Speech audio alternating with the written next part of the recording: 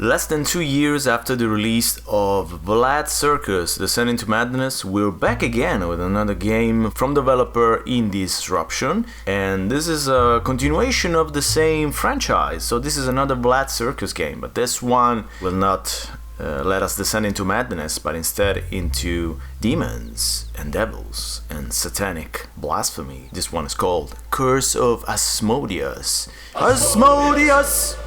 Satanas! Lucifer!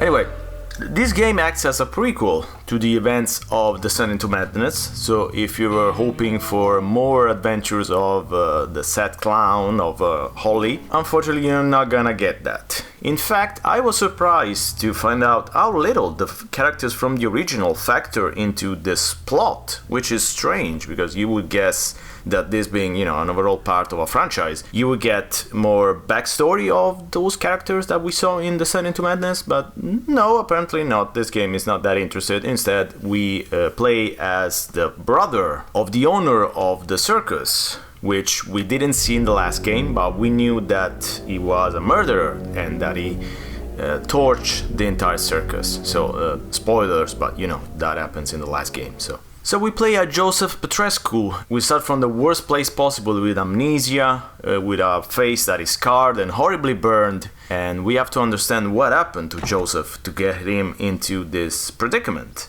And of course the game juxtaposes flashbacks and the present, as we basically play both. In the present, we will be guiding Joseph around this sort of sanitarium, hospital, and as he finds way to get around and kicks rats a lot. And then we guide him around the town of San Reno, which is a classic sort of Wild West town where the Vlad Circus is supposed to have a show very soon. So Joseph is looking to connect back to his estranged brother, Vlad, of course.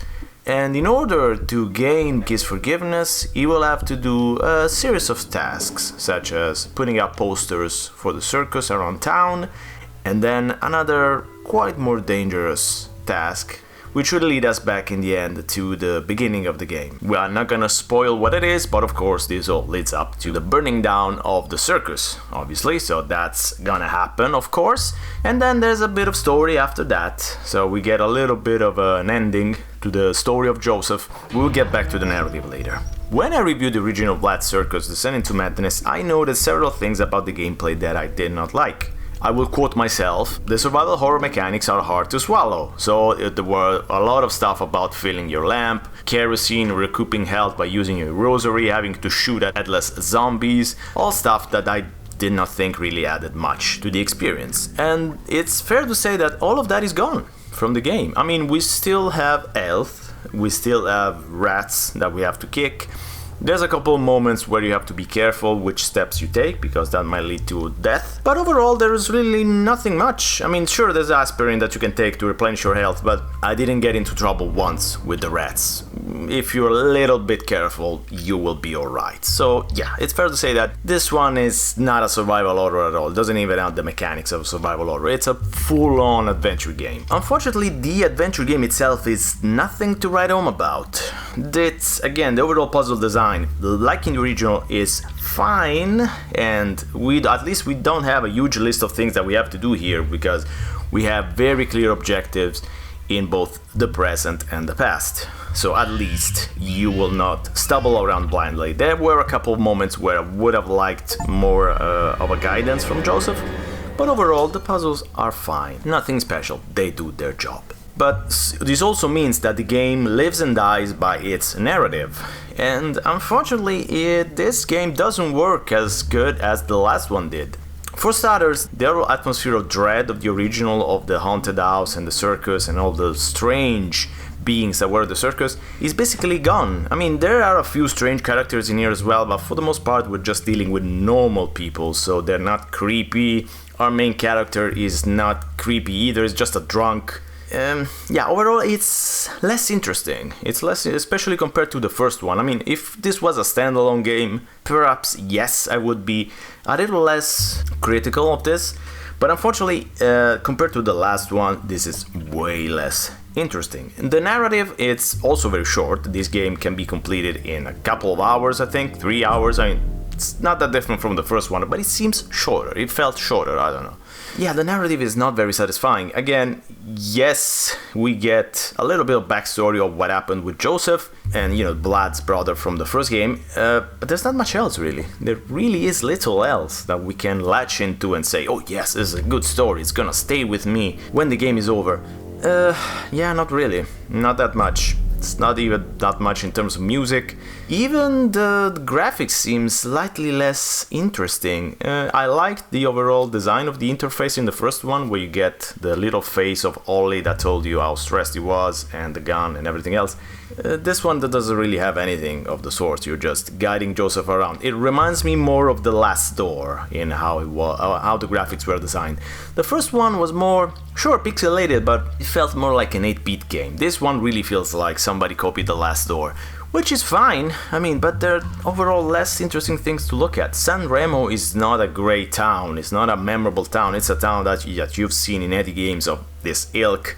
Much like the original, this would have benefited from more meat on the narrative side, but also considering there's less dialogue, there's way less character development. We know almost nothing about Joseph. The most stuff about Joseph, it's in the diary.